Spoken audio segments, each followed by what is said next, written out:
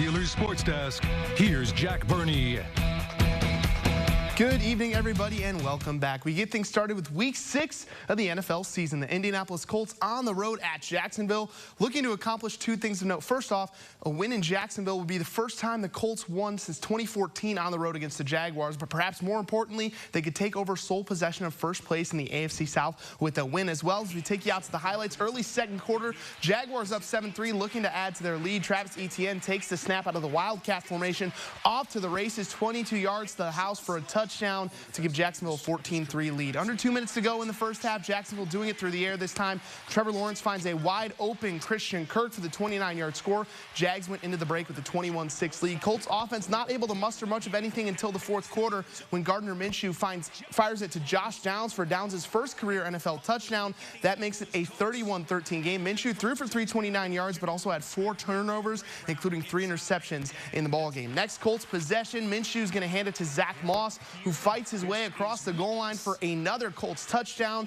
That gets them to within 11 at 31-20, but that's as close as Indy would get. The Jaguars beat the Colts in Jacksonville for the 9th consecutive time. 37-20 your final score. Colts fall to 3-3 on the season. Yeah, I mean, it's tough. I mean, you know, we all knew what was at stake today, and, you know, obviously we just didn't execute and got outplayed today. It was very difficult. Came down here, we had high expectations, then we get on the field, you know, we didn't take care of what we needed to, so you got to go watch the tape, see what we did wrong, so I can get better. I would just say, like, kind of just a blessing, first off, but also kind of like a sigh of relief, just getting that first one out the way. Yeah, so it's time to play the rest of the year, try to get many more.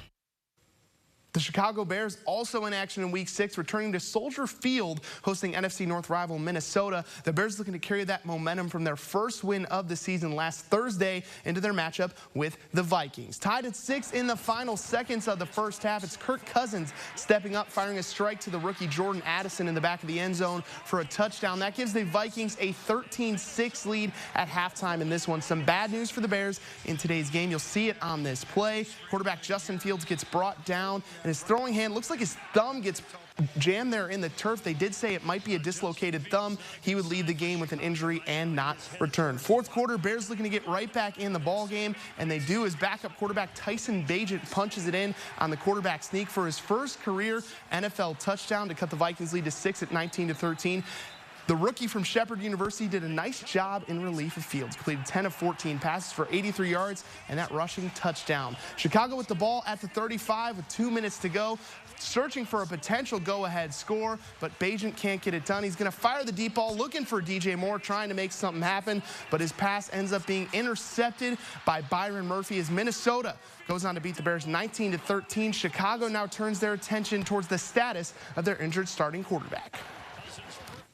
Justin Fields injured his right hand, and you know, we're evaluating it right now. We did take an X-ray. The X-ray is negative, you know, in terms of that, and then we'll see where it is tomorrow when we get the MRI. So that's all I know right now. That's all I have.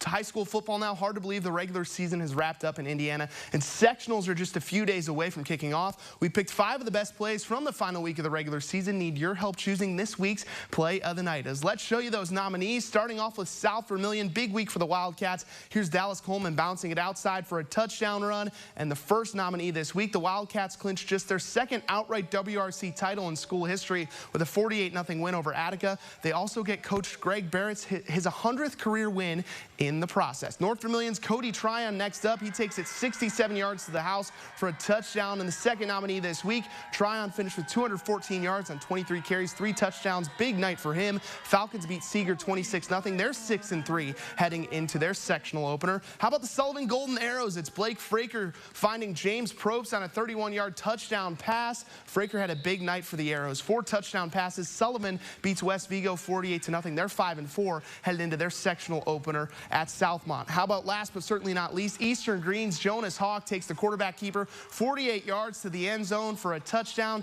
Eastern beats North Central 43-6. First time since 2018 that they've won 5 or more games in the regular season. So here's what you can do. Just head over to our website, mywabashvalley.com. Vote for which play you think is our play of the night for week 9. Last time I checked, first and second place separated by less than 20 votes. So get your vote in there. Voting is open until 4 p.m. Eastern time on Monday afternoon. We will announce the winner Monday right here here on WTWO. And finally, how about some college basketball? The college basketball season getting ready to start across the country in just a few weeks. Former Linton star Joey Hart preparing for his freshman season with the Kentucky Wildcats and already making a name for himself. I wanted to show you guys this. The Wildcats held their annual Big Blue Madness event at Rupp Arena this weekend, and Joey competed in the dunk contest. Hart had several show-stopping dunks, including this left-handed hammer after an off-the-backboard alley-oop to clinch a win in the dunk contest. How about that for Joey? He beat out Kentucky teammates Jordan Burks and Justin Edwards to win the dunk contest after a fan vote. Hart and the Wildcats will begin their season November 6th in Lexington, hosting New Mexico State.